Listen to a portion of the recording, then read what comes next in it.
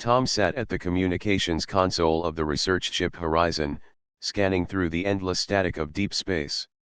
His job was simple: listen for any strange signal, log it, and report back to Earth. Most days were quiet, just faint hums of stars or the routine messages of cargo freighters passing by. But today was different. A pulse repeated every 7 seconds, sharp and deliberate. Tom adjusted the receiver, clearing the noise. The signal carried a pattern far too ordered to be natural. He tapped on his panel, letting the computer analyze it. Numbers scrolled on the screen until a translation finally appeared. It was not a distress call. It was an invitation. Captain Myra entered the room, holding a cup of tea. She noticed Tom's wide eyes fixed on the screen. "What is it now? Another broken beacon from Mars?" she asked. Tom shook his head. "No. It's a meeting notice. Not for us. For something called the Galactic Council."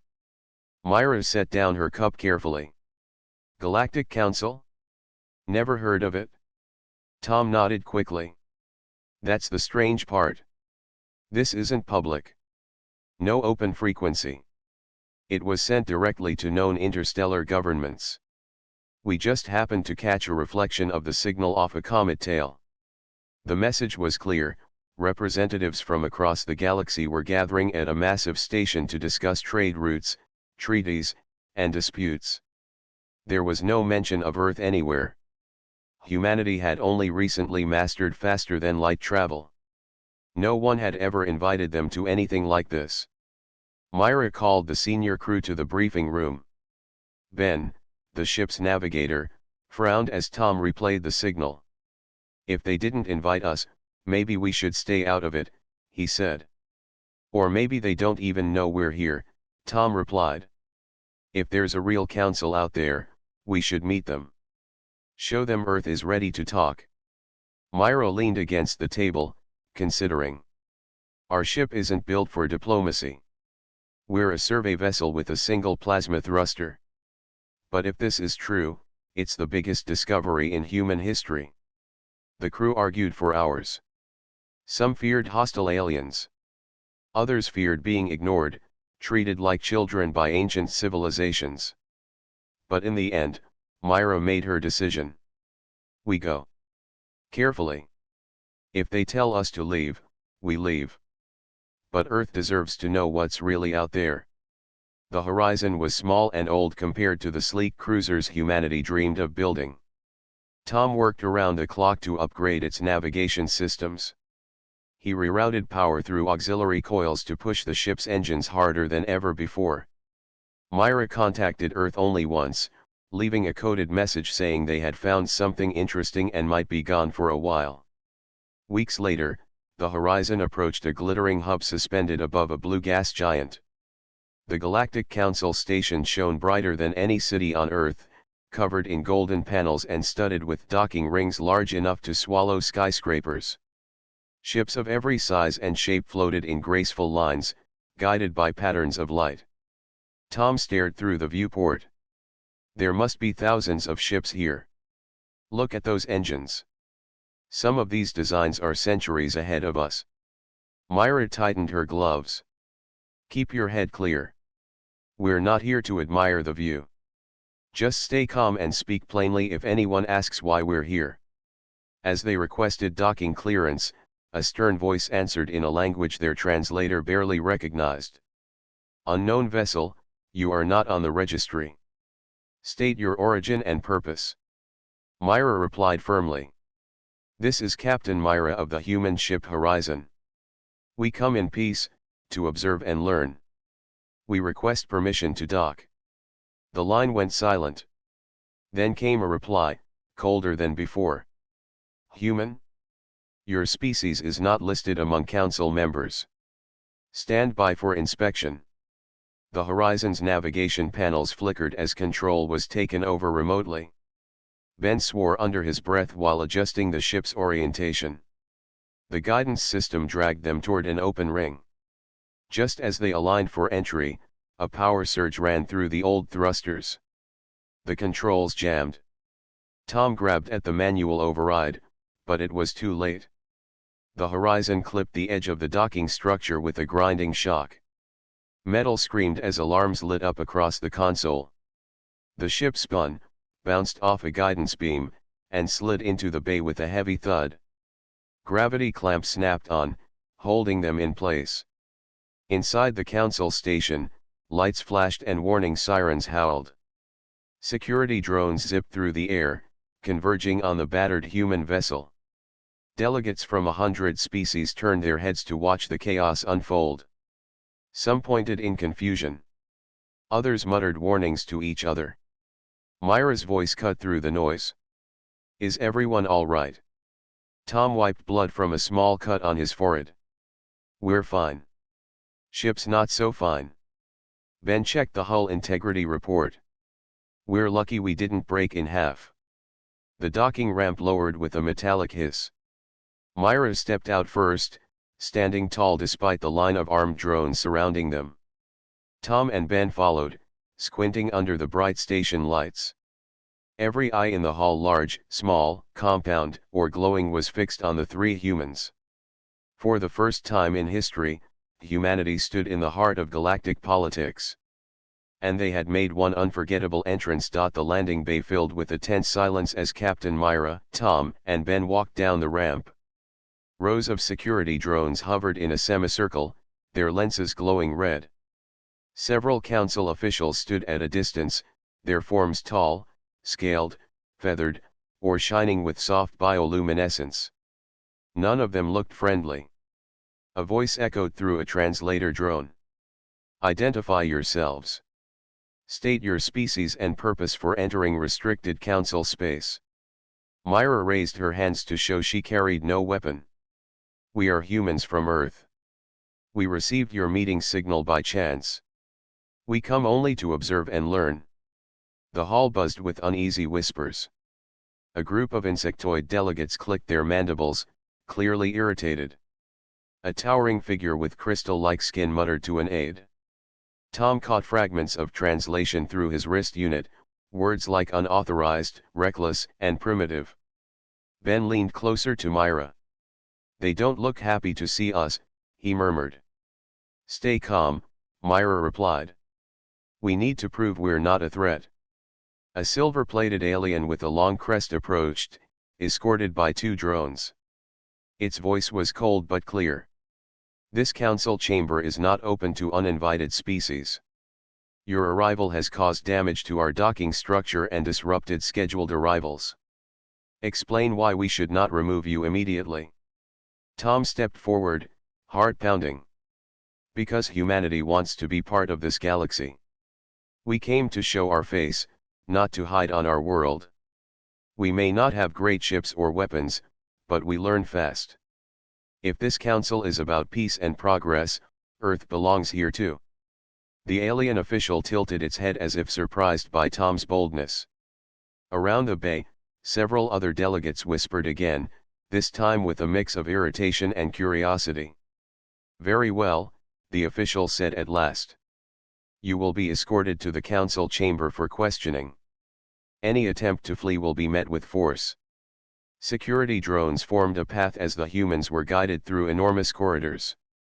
The station's interior gleamed with colors Tom had never seen on Earth, metal walls rippling as if alive. Transparent floors revealed busy hangars beneath, where ships of countless shapes glided like birds. Inside the council chamber, thousands of beings filled tiered seats around a vast circular floor. The air shimmered with energy fields. A massive central platform lit up as Myra and her crew stepped into view. Tom could feel hundreds of eyes, lenses, and sensors examining them from every direction. The presiding council speaker, a tall being with flowing tendrils and a voice like rolling waves, addressed them. "Humans of Earth. You have entered the greatest assembly of free civilizations without invitation." "Why?" Myra answered calmly, standing straight. "Because we believe every civilization deserves a voice. We are not here to demand power. We are here to learn, to meet our neighbors, and to offer our friendship." The chamber filled with low murmurs. Some delegates appeared amused. Others looked offended. A bird-like representative fluffed its wings and said through a translator, "You arrive unprepared and damage our station. This is not how you request friendship." Tom felt heat rise in his face but forced himself to stay silent. Myra only smiled politely. "Perhaps we did not arrive with grace, but we arrived with honesty. Humanity has nothing to hide. If we made a poor entrance, allow us to fix it." To prove her point, she called up a schematic of the damaged docking ring on her wrist display. Tom explained how he could repair the structure using tools from the horizon. His simple solution impressed some of the engineers present, who whispered that no other species would think to fix council technology manually instead of replacing it. The council speaker raised a hand to quiet the chamber. "Your willingness to repair what you have broken shows humility. Yet your presence remains irregular.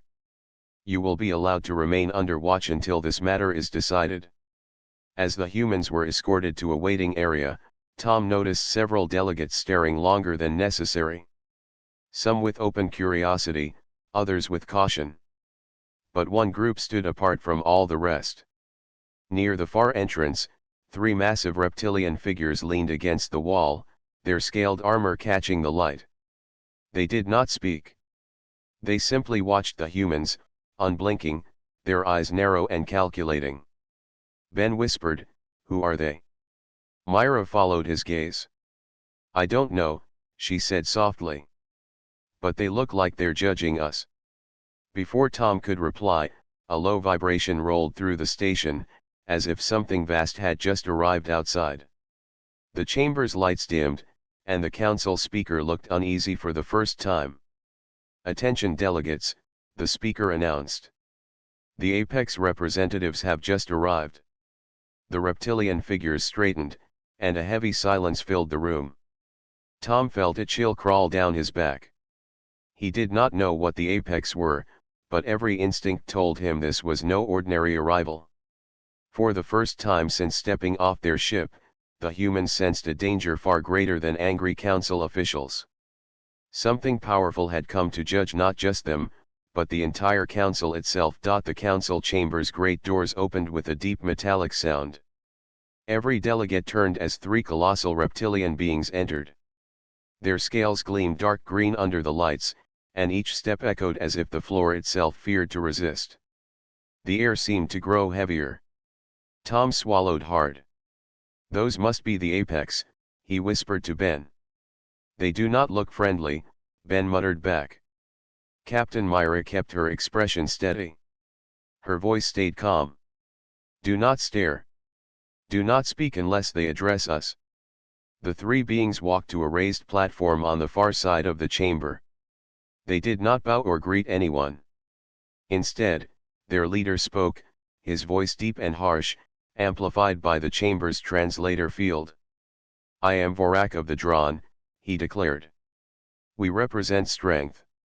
We represent the law of survival. This council grows weak with endless talk. You gather here while the galaxy changes without you." Several delegates shifted uneasily in their seats. Some tried to answer, but Vorak silenced them with a single glare. Then his cold yellow eyes locked on Myra and her crew. "And what is this?" Vorak continued. "A species no one has heard of. A world that sends children to a council of rulers. Humans. Why are you here?" Myra stood tall on the central platform. "We came to learn and to offer peace. Earth seeks understanding, not conflict." Vorak's mouth curled into something that might have been a smile, though it looked more like a threat. "Peace is the dream of the weak. Tell me, human, what do you have to offer this galaxy? You do not have ships. You do not have armies. You barely have the stars." Tom clenched his fists but stayed silent. He wanted to argue, but Myra raised her hand slightly, a signal to wait. She answered steadily. "We have courage. We have ideas. We have a will to survive that no hardship can break. We came uninvited because we believe no species should be left in the dark." Vorak laughed, a deep rumbling sound that filled the chamber. Then prove it. The drawn respect only strength. If your kind wants a place in this galaxy, you must pass our trial. Survive against what the galaxy fears most, and perhaps you will earn our attention. Gasps rose from the crowd. A feathered delegate whispered, "They cannot be serious." Another, with glowing skin, murmured, "No one survives those trials." The council speaker tried to intervene. "Vorak, this assembly is not for issuing challenges. The humans are here in peace." Vorak ignored him completely.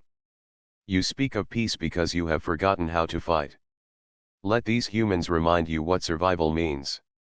Before Myra could reply, a transport order flashed across the station displays. The humans had been assigned coordinates on an uncharted jungle moon known for hostile life. They were to be dropped there immediately with only basic supplies. Security drones surrounded Myra, Tom, and Ben again. A female delegate with long silver hair like filaments approached quickly and spoke to Myra in a low voice. "Do not accept this. The trial is a trap. The drawn use it to destroy rivals." Myra looked her straight in the eye. "Thank you for your warning. But humanity does not run from tests." The silver-haired delegate shook her head in disbelief. "You do not know what you are facing." Moments later, the humans were escorted back to the horizon, still under guard. Tom checked the ship's systems as they prepared for transport to the trial site. "We have no real weapons," he said. "Only tools, a welding torch, and a scanner." Myra gave a faint smile. "Tools can be weapons if you use them right. And we are not here to attack. We are here to survive." Ben rubbed his forehead nervously. "Do you even know what kind of place this moon is?" Tom pulled up the sparse data sent by the drone. "Dense jungles. Swamps. Large predators. Poisonous plants. No settlements. No beacons. They are dropping us blind." Myra strapped herself into her seat. "Then we will do what humans always do.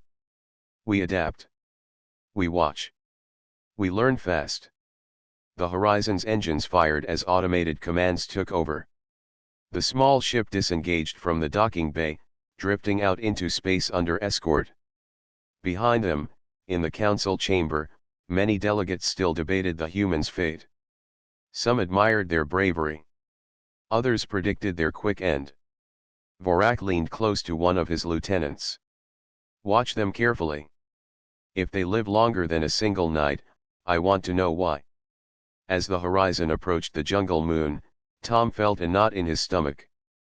Through the viewport, he saw an endless green canopy broken by misty rivers and towering cliffs. The ship began its descent, heat shields glowing as they pierced the atmosphere. "This is it," Myra said firmly. "No fear. No hesitation. We show them who humans are." The Horizon touched down on a small clearing surrounded by massive trees. Strange calls echoed through the jungle, deep and sharp, unlike any sound on Earth. The crew stepped out with only packs of food, water, a few tools, and their determination. Above them, unseen but not absent, drawn observation drones floated silently, watching every move. Humanity's first meeting with the galaxy had turned into a test of survival. And as the shadows of the jungle closed around them, Tom realized that passing this trial would decide not only their future, but Earth's place among the stars. The jungle moon greeted the humans with a wall of humid air and the sound of distant roars. The sun here was pale and weak, barely reaching the ground through the massive leaves above. The Horizon rested in a clearing, its hull steaming after the hot entry through the atmosphere. Captain Myra studied the tree line. "We cannot stay in the open. This clearing is a trap waiting to happen." "Tom, check the scanners." "Ben, pack tools and supplies. We move fast." Tom's scanner showed constant movement all around. Shapes of creatures large and small crept between the trees, keeping their distance for now. "It feels like the whole jungle is alive," he said. Ben tightened the straps on his pack. Alive and probably hungry. They left the ship, sealing it behind them. The thick vines and twisted roots forced them to cut a path with a simple power blade. Strange insects buzzed close, their wings glowing faintly blue in the shadows. Myra kept them moving in single file, alert for any sign of danger. Several hours in, they found a ridge overlooking a swamp. Myra pointed at a high cluster of trees forming a natural platform. "We make camp there. Higher ground gives us better sight." Tom climbed first, using a rope to secure a path. From above, he saw ripples in the swamp below. Something enormous moved under the dark water, but it never surfaced. "Whatever lives here is big," Tom called down. By nightfall, they had built a rough shelter of branches and leaves. Ben rigged a simple alarm with metal scraps that would rattle if anything pushed through the vines below. Myra set the first watch while Tom and Ben rested. The moon's faint light barely lit the jungle floor, but the sounds carried well. In the distance, a deep growl echoed, not like any animal they knew. Tom woke at once, reaching for the welding torch they kept as a tool and now as a last resort weapon. "You hear that?" Myra nodded. "Stay quiet. Let it pass." But the sound grew louder. Something huge walked through the jungle, crushing branches with every step. Then the movement stopped. Silence filled the air. Even the insects hushed. The humans waited, breathing slowly. Then, from the darkness below, two yellow eyes appeared. They did not blink. They stared straight up at the humans' shelter. Ben whispered, "That is no ordinary beast." The creature stepped into a thin beam of moonlight. It was massive, taller than 3 men, its body armored with scales, its jaws lined with sharp teeth. But what chilled the humans most was the intelligence in its gaze. This was no wild animal. Tom's wrist unit pinged softly as it picked up a signal. "This thing is transmitting," he whispered. "It is wearing some kind of tag. I think the drone put it here on purpose." The predator circled their camp slowly, testing their defenses. When it found no easy way up, it roared and disappeared into the shadows. Myra spoke firmly. "They are not just testing us with the jungle. They are sending something that thinks." The night passed with no more visits, but none of them slept well. At dawn, they packed and moved again, avoiding the swamp and staying near rocky ground where fewer creatures could ambush them. Tom used his scanner to track the tagged predator. It followed at a distance, never too far, always watching. Ben wiped sweat from his forehead. "Why do they want us dead so badly?" Myra kept walking. "It is not about wanting us dead. It is about proving we are weak. If we fail, the Drawn tell the whole council that humans do not belong among the stars." By midday, they reached a dry canyon with jagged cliffs. Tom spotted a Drawn surveillance drone perched high on a ledge. He pointed. "They are watching everything. If we can get to that drone, maybe we can learn what else is hunting us." Myra agreed. They planned a climb, taking turns to keep watch for the predator. Ben anchored a rope while Tom scaled the wall carefully. Halfway up, a heavy thud shook the ground. The yellow eyes were back, now closer, moving faster. "Tom, hurry," Myra called. The predator charged the base of the cliff, but Myra and Ben threw rocks and branches to distract it. Tom reached the ledge and ripped the panel off the surveillance drone. Data streamed to his wrist unit, multiple trackers on the moon, not just one. The drone had seeded the jungle with other hunting creatures as well.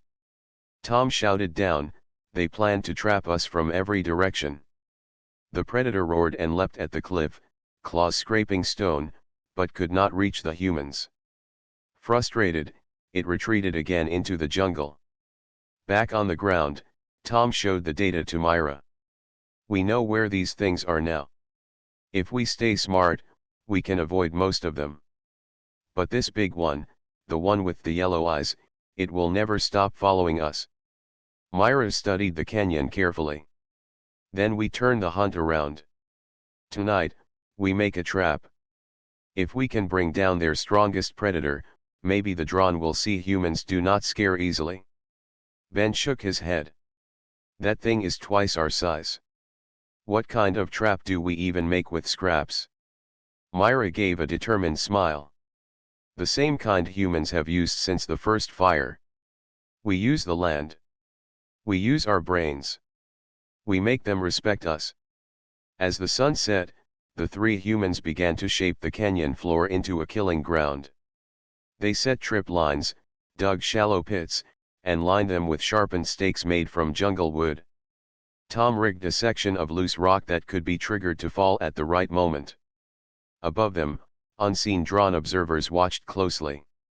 Vorak himself studied the feed with interest. "Let us see if these humans have more than words," he said. The night was coming. So was the predator. And the humans were ready. Night fell over the jungle moon, thick and heavy, as if the darkness itself had weight. Captain Myra, Tom, and Ben crouched low in their prepared trap site within the canyon. The rocks they had loosened were balanced above a narrow path. Wooden stakes hidden in shallow pits waited for careless feet.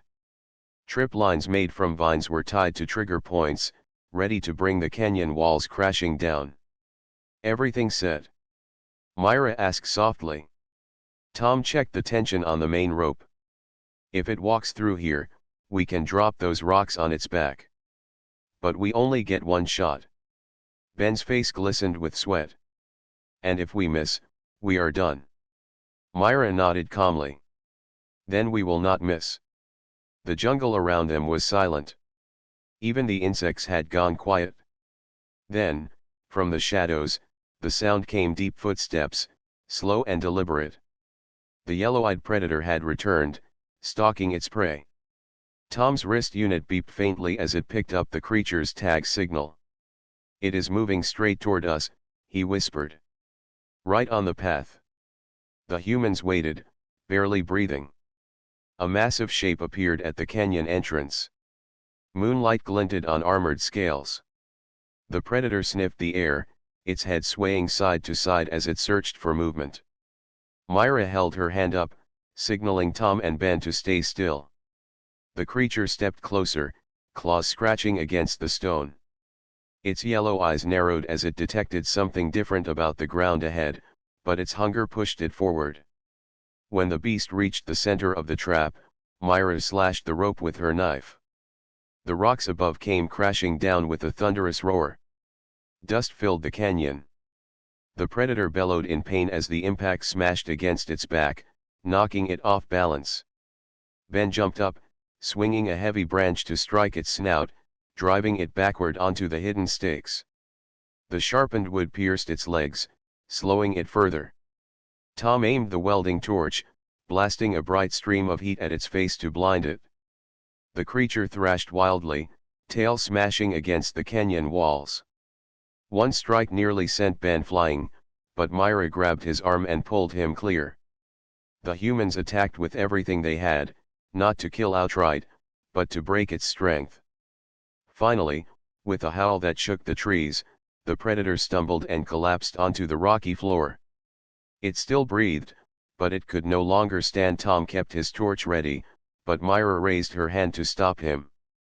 "Enough," she said firmly. "We have proved our point." Ben looked at her in confusion. "Why not finish it?" "Because this is not about killing," Myra explained. "This is about showing the drone we are not afraid. Leaving it alive sends a stronger message." Above them, drone surveillance drones recorded everything. In the council chamber far away, Vorak and the other Apex warriors watched in silence. Many delegates who had doubted humanity now whispered to each other with astonishment. The humans worked quickly to treat their own minor wounds. Ben's arm was bruised, Tom had a cut on his forehead, but none of them were seriously hurt. The predator remained trapped, unable to escape, its yellow eyes glaring with rage but also with something else: respect. At dawn, Myra broadcast a signal on the same channel the drone were using. Her voice carried steady and clear. To the ones who sent this trial. We are human. We faced your strongest creature with nothing but our hands, our tools, and our courage. We stand ready to speak with you, not as prey, but as equals. The message spread quickly through the council station. Delegates who had expected to hear news of the humans' failure now watched recordings of the battle. Some admired the skill and planning. Others feared the boldness of a species willing to challenge the Drawn so openly. Vorak studied the footage again and again. His armored lieutenant spoke cautiously. They survived longer than any species we have tested. They even spared the creature when they could have destroyed it. Vorak's eyes narrowed. That is not weakness. That is a statement. They want to show they are not like us. We will see how long that pride lasts. Back on the jungle moon, the humans prepared to move out again. Tom checked the scanner. More of these tagged predators are coming. I count 3 to the east, 2 to the south. Myra tightened her pack. We do not fight them all. We stay ahead, use what we learned. Keep moving. Survive until the council decides what to do with us. Ben shook his head in disbelief. The council is watching, and they are betting on whether we live or die. What kind of galaxy is this? Myra gave him a steady look. A galaxy that respects strength. If we survive, we will earn that respect. If we fail, Earth will never get another chance. They left the canyon quietly, moving deeper into the jungle. The yellow-eyed predator lay behind them, wounded but alive, its gaze following them as they disappeared among the trees. High above, the drawn warships hung in orbit like shadows, and in the council chamber, arguments grew louder. Some demanded the humans be rescued at once. Others insisted the trial must continue to prove their worth. Vorak raised his clawed hand for silence. Let them run.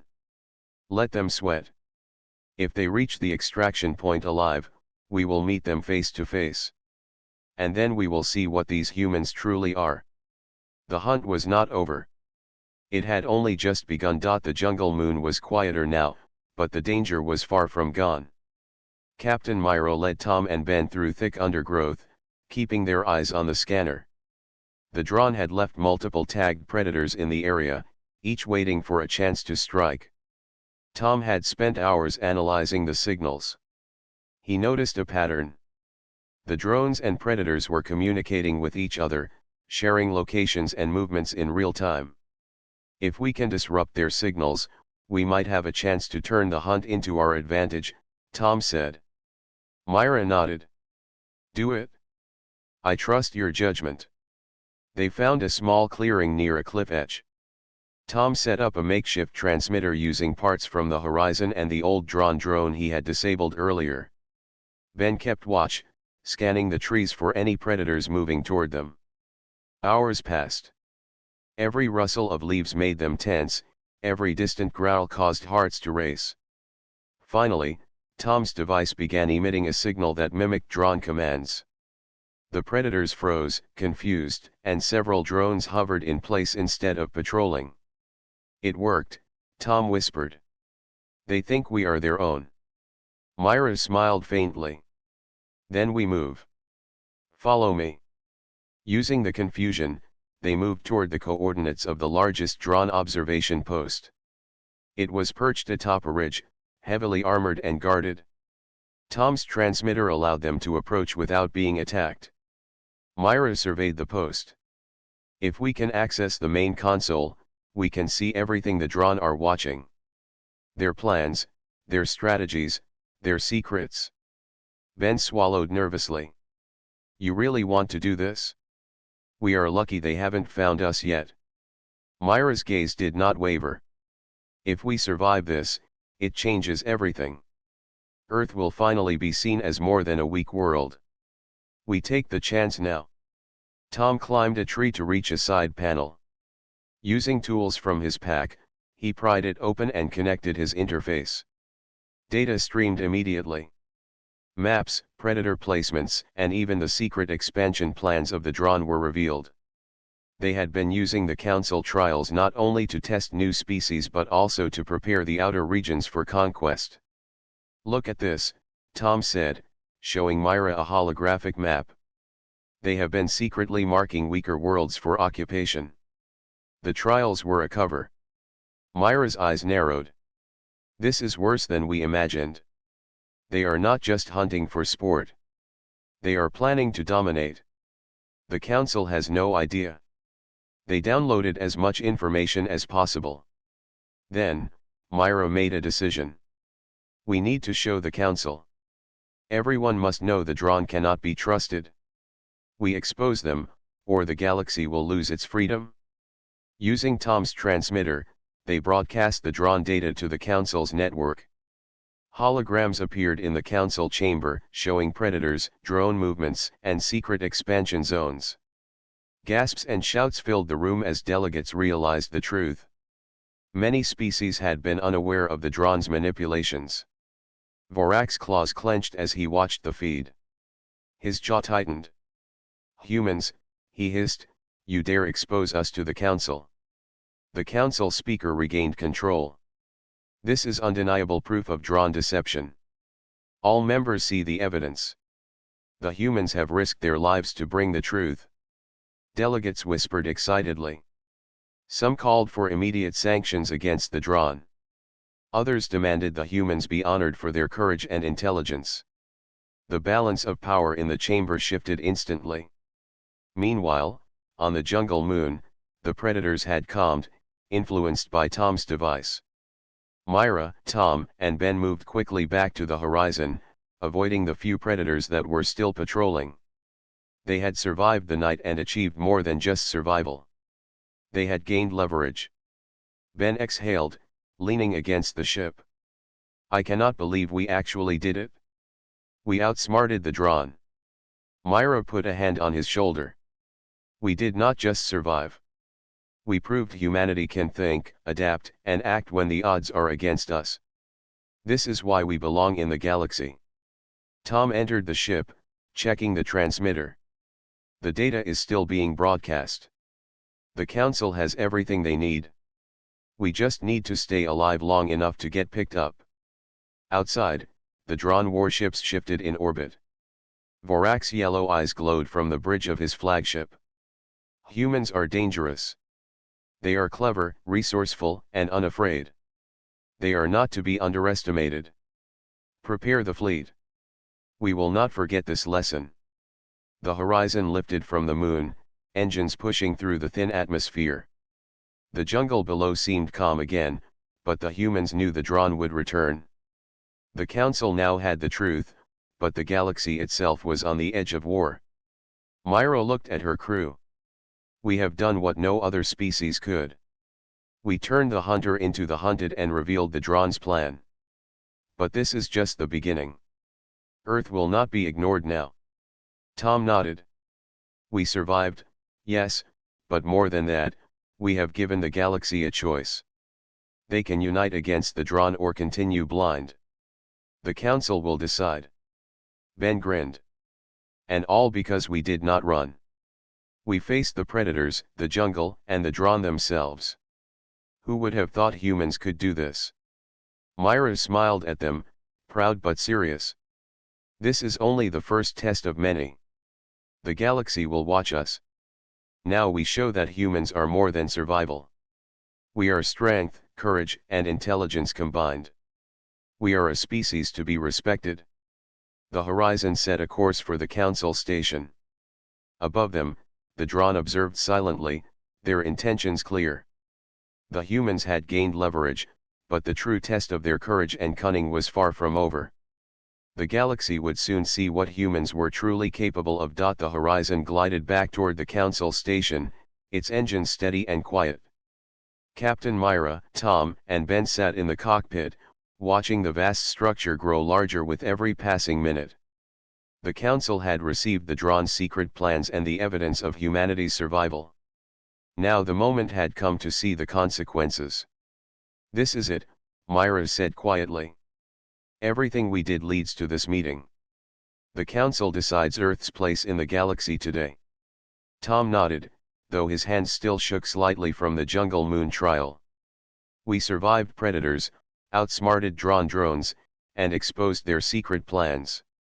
I hope the Council sees what humans are capable of. Ben looked out the viewport at the glittering station.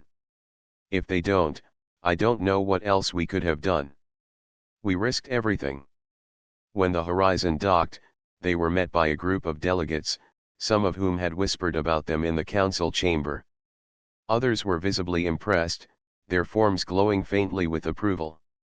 Myra and her crew were led through the massive corridors to the main assembly hall, where every delegate had gathered to witness what had come of humanity.